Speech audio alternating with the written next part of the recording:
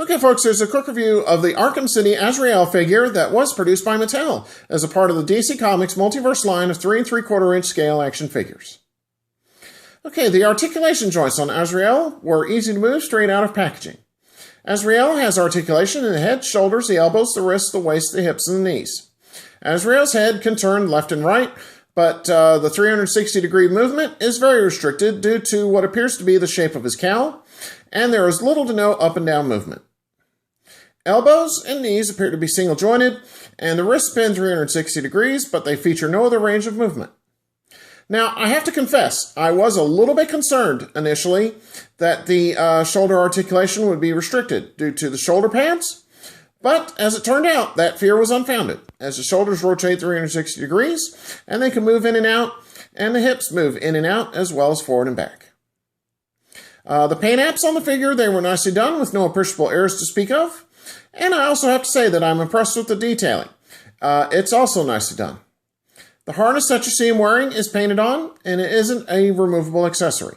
So let me pause here, zoom in, and I'm going to give you a closer look as to what Azrael looks like.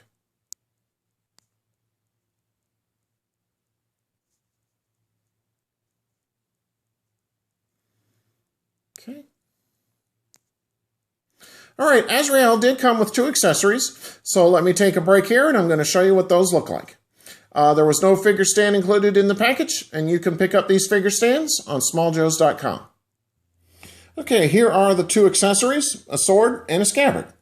Now the sword is made of soft plastic, and it is easily removable from the scabbard, but I was a little disappointed to see that the sword was warped, and I'm still trying to get it fixed. The scabbard and the sword can be placed in a belt loop located on the right hip of the figure, and the sword can only be placed in Azrael's right hand, and he does hold on to it rather tightly.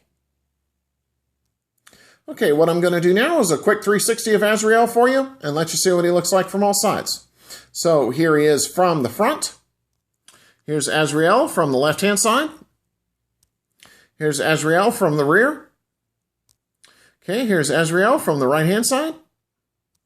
And finally, here he is, once again, facing forward. So overall, I have to say this isn't a bad figure.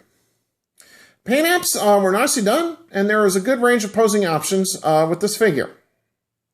However, I do think that some ankle articulation would have been a good bonus to get on this figure.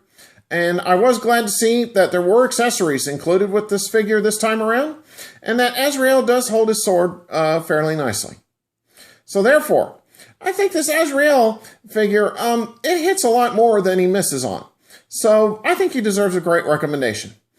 Yes, the lack of ankle articulation is a bummer, but as I said before, this figure does make for a good display piece. And if you're an Arkham City fan or a Batman fan, I'm sure you will be pleased with this figure. Okay, so on that note, take care and stay tuned for my next review. Have a good one.